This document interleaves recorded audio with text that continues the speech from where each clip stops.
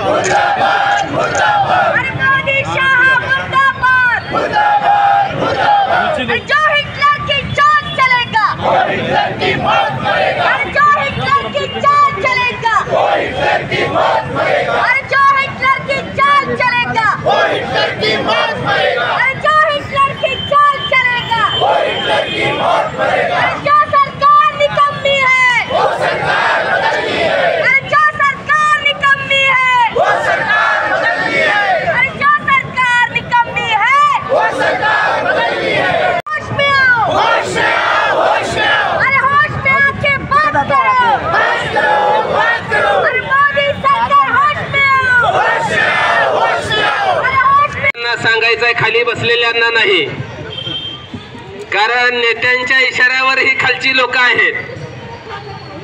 तुम्हा आम्हाला ही जातीवादी भाजप जर मातीत काढायचं असेल, ही मस्तीवान तळभत्री पंतप्रधान ह्या देशातून हद्दपार करायचं असेल तर इथं स्टेजवर बसलेल्या नेत्यांच्या मनगटात न्याट जी आहे ती न्याट दावण्याची गरज आहे. नुसतं आपल्या महागा येणाऱ्या जनतेच्या जीवावर नका बोलू आपण.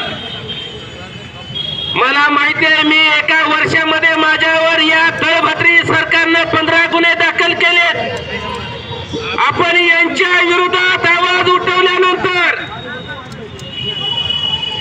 जसं काय सलगडी ठेवल्यासारखी काही यंत्रणा या भाजप सरकारच्या घरात काम करते त्या पद्धतीनं पोलीस यंत्रणेचा वापर केला जातो, ईडीचा वापर केला जातो, सीबीआयचा वापर केला जातो आणि लढणाऱ्या कार्यकर्त्यावर खोटे गुन्हे केले जातात, त्याला आतमध्ये घातलं जातं.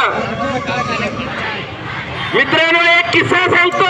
तिथं काय झालं, खासदारांना काय केलं हे मला माहिती आहे, तुम्हाला माहिती आहे. तिथं जायची गरज नाही, ही तुम्हाला समजावायची गरज नाही, ही तुम्हाला काय लवकर कळणार नाही, ही फक्त वरच्या नेते मंडळींना कळतंय. परवा मी एका कार्यक्रमाला गेलो होतो राज्याच्या दौऱ्यावरती. त्या ठिकाणी खूप मोठा कार्यक्रम चालला होता आणि मी तिथून चाललो होतो. मित्रांनो, तिथं कार्यक्रम चालू असताना एक गरीबाचं पोरगा, त्याच्या पायात चांगला बूट होता, अंगावर चांगली कपडे होते, खिशाला पेन होता, इन केलेली होती, फक्त ती पोरगा गरीबाचं होतं आणि त्या ठिकाणी कार्यक्रमाकडे बघत बघत चाललेलं होतं. त्यावेळेस तिथं कार्यक्रम बघत असणारे बगल बच्चे काही तिथं उभारले होते, त्यांना त्याचा धक्का लागला. मी नीट सांगतोय, नीट ऐका मित्रांनो, तुम्ही पेटून उठला पाहिजे तर ही क्रांती होईल, नाहीतर तुम्ही ऐकून घरी गेला तर काही होणार नाही. आपल्यावर 12 बैलाचा चावरा नांगरी मोदी फिरवायला लागलाय आणि त्यावेळेस चुकून धक्का लागल्यानंतर तिथल्या गावगुंड हातबत्तीच्या उलादीने त्या दादागिरी करणाऱ्या गावगुंडाने त्या गरीबाच्या पोराला कुत्र्यासारखा मारला, तुडवला, त्याच्या अंगावरची कपडे देखील राहिली नाही. ते मित्रांनो, त्यावेळेस तिथं सोडवायलाही कुणी आलं नाही. 2-5 मिनिटाच्या अंतरावरती लगेचच तिथं एक दारुडा बेवडा आलं, त्याच्या तंगड्यात तंगडा अडकत होता, पायात पाय अडकत होता आणि स्टेजवरून आवाज आला, दादा तुमची आई इथं घाला म्हणले लवकर स्टेजवर. मग विचार केला, अरे हे असं कशी काय भानगड, तर त्या दारुड्याला बोलवून स्टेजवर सत्कार करण्यात आला. मग त्यावेळेस लक्षात आलं हे कार्यक्रम भाजपचा होता आणि ती दारुड बेवडा ही भाजपचा कार्यकर्ता होता, म्हणून त्याचा सत्कार करण्यात आला.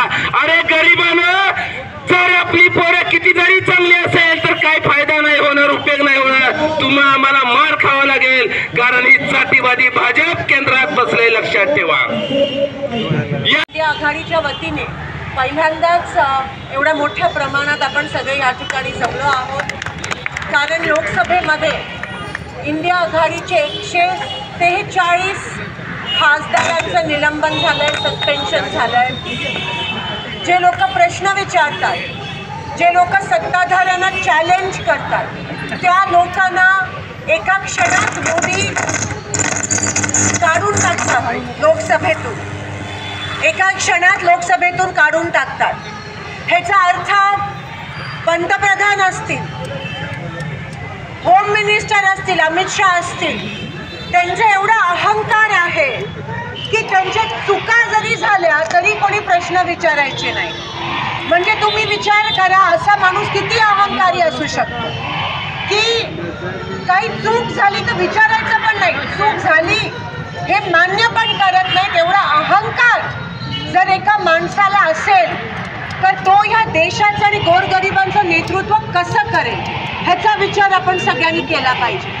एवढा अहंकार जर असेल तर तो माणूस इलेक्शन जिंकण्यासाठी कोणत्याही स्तराला जाईल. आणि म्हणून 5 राज्याचे जे निवडणुका झाले, काही आपल्यापैकी काही निराश झाले असतील सर, पण निराश व्हायचं काही कारण नाही आहे. कारण का सत्तेसाठी हे लोक एवढे हपापलेत की कोणत्याही पातळीला जातील. आणि म्हणून मला त्याच्या पलीकडे काही बोलायचं नाही, पण तुम्हाला कळतं की मी काय बोलायचा प्रयत्न करते. आणि जेव्हा ह्यांच्या विरोधात कोणी बोलतं तेव्हा असे खासदार जे त्या दिवशी लोकसभेत नव्हते त्यांचं पण नाव आलं आणि त्यांचं पण निलंबन केलं. म्हणजे तुम्ही विचार करू शकता की हे काय काय काम करू शकतात, हे काय काय षडयंत्र करू शकतात फक्त सत्तेसाठी आणि त्यांचा अहंकार वाचवण्यासाठी. आणि जेव्हा इलेक्शन येतं तेव्हा त्यांना धर्म, जात, पात आणि ज्याला आपण पोलरायझेशन म्हणतो तो किडा किंवा ते एक षडयंत्र तुमच्या समोर निर्माण करतात. अहो, लोक मरतायत, सिलेंडरचे भाव वाढतायत, कामगारांना त्या ठिकाणी कामं नाही आहेत, यंत्रमाग कारखाने, कामगार मंडळ स्थापन झालं नाही, अंगणवाडी सेविकांचा पगार वाढ होत नाही आहे. आणि तुम्हाला फक्त धर्म, जातपात कसं सुचतं? हे भारत देश आहे, हे पाकिस्तान नाही आहे. ह्या लोकांनी नेहमी सर्व धर्म समभावावर मतदान केलंय.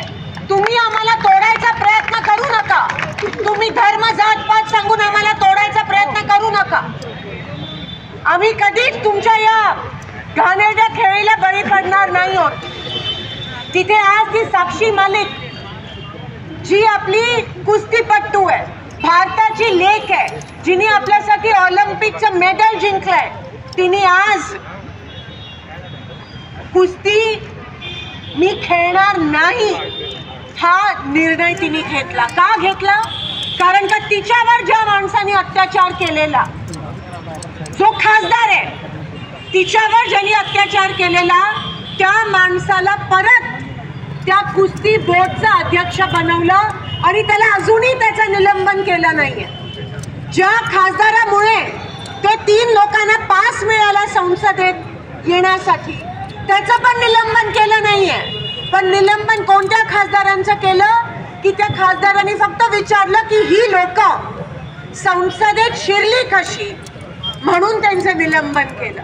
म्हणजे तुम्ही विचार करू शकता किती मोठा इगो आहे की हम बोले सो कायदा, आणि इकडे गोर गरीब मरतायत. लोकशाही कशी टिकणार जर विरोधकच राहिले नाही? जर तुम्ही एवढे, मी तुम्हाला सांगते, जर एवढा अहंकारी जर माणूस असला आणि तो इलेक्शन जिंकायला काहीही करू शकतो तर 2024चं हे शेवटचं इलेक्शन असेल.